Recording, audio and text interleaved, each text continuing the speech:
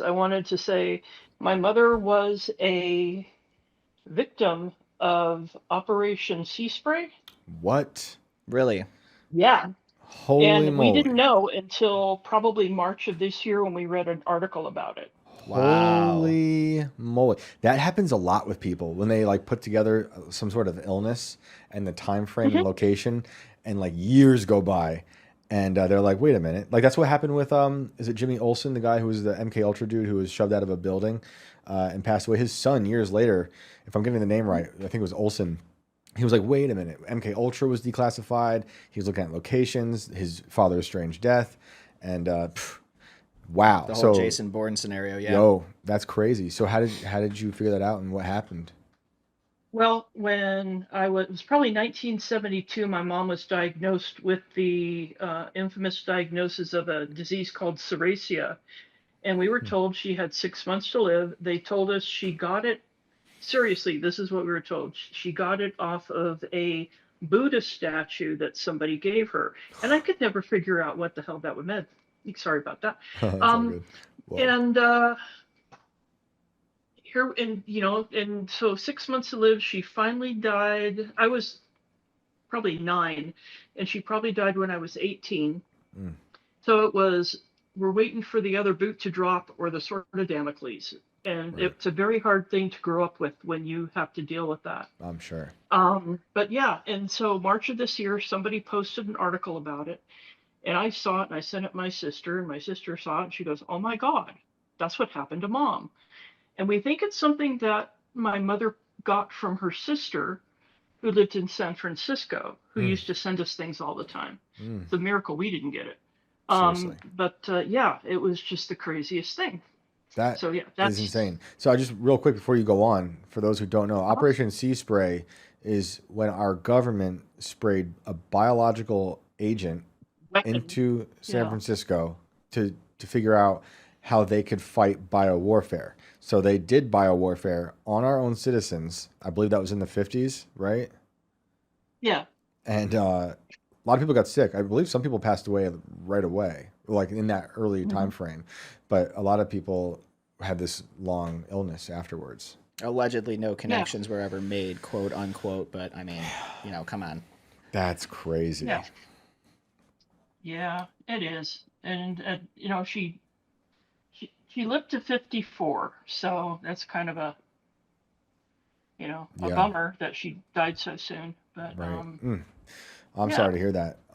That's just insane. Did you ever like try to reach out to the government and get something like No, anything? I don't think they would give us anything. I I mean, mean, I don't. I don't know. Those things are weird, and they definitely did it. Although Sea Spray was like as far as I know, that one was a one-off. But I think they probably did others Mhm. elsewhere. But something like Tuskegee syphilis experiments were carried out for generations, and those people, those family members who are still alive, are getting compensated today. It's a little Yeah. different, but it is kind of similar. These covert Mhm. operations with people causing illness or allowing illness and lying to the patients about not having illness and stuff. Um, I'm, Mhm. I'm I'm spacing on another one that I know people. Well, there's the people in Guatemala that we actually gave syphilis to as well. I don't know if we're doing anything for them because it's Guatemala, and we also, overthrew their country in 1954. But I don't know. Mhm. I would say try, but they probably just ignore you, honestly. But I'd say try anyway because Exactly. it's ridiculous. Okay. The second thing I wanted to say is, in the chat, I dropped a link, and my username on there is Wiener Dogma, and it is there's a YouTuber who he speaks languages. He'll go to places and just speak like ancient languages of people and stuff like that. Hmm. He did bonobos and he did dolphins, and I put the Oh, link to that video in there, oh wow, so you guys could check it out at your leisure. Is sweet. that on YouTube Um, or Rumble? it is not on Rumble. I looked. I don't think he has a Rumble channel yet. Okay. Oh That no, was a I just meant YouTube. So what chat did you post it in? um, Rumble. Okay. Cool. We'll look it up. That's great. Did you have anything? Okay. Did you have anything else you want to share? Yes, I Cool. wanted to share a Let's do it. story of a residual haunting that I experienced. Okay. Um, I live in Wyoming, And so I understand the whole deer problem, but we have deer, elk, and antelope to dodge. But I was living in this house in a little tiny town called Story. There's like 800 people there. Actually, there's 1,000 now. They've grown.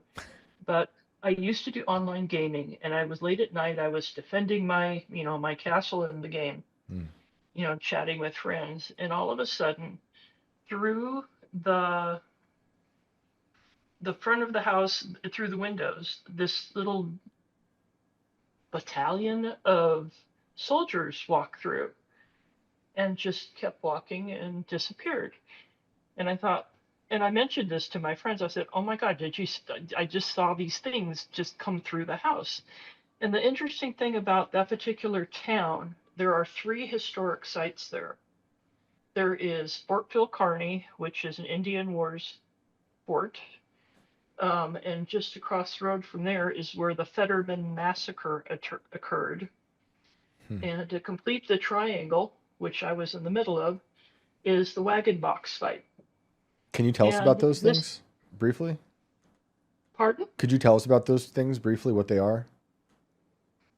Residual hauntings? No, or the Fetterman, what went through the house? the Fetterman Massacre and the wagon. Oh, Fetterman Massacre is there during the Indian Wars. Red Cloud and other Sioux tribes were living in the area. This is prior to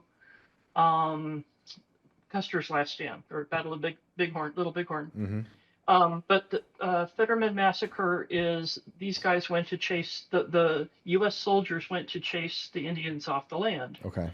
And got massacred. And then the Wagon Box fight is they didn't get massacred. I don't think anybody won that one. But if they did, it probably the U.S. lost because it was a tiny fort. Right. So there's these historic places nearby with some crazy stuff that happened there, and then you were connecting that to these Italian soldiers you were saying walk through. These U.S. soldiers just came. I mean, Indian War dressed came walking through the house, and it would happen on occasion, just like randomly. I never kept a diary. I wish I did, but they would just come walking through and go past like I wasn't even there. Like they were just walking from one place to the other. And they were see-through, but you could see exactly what they were. Did they It was crazy. Did they look at you? No, I didn't exist.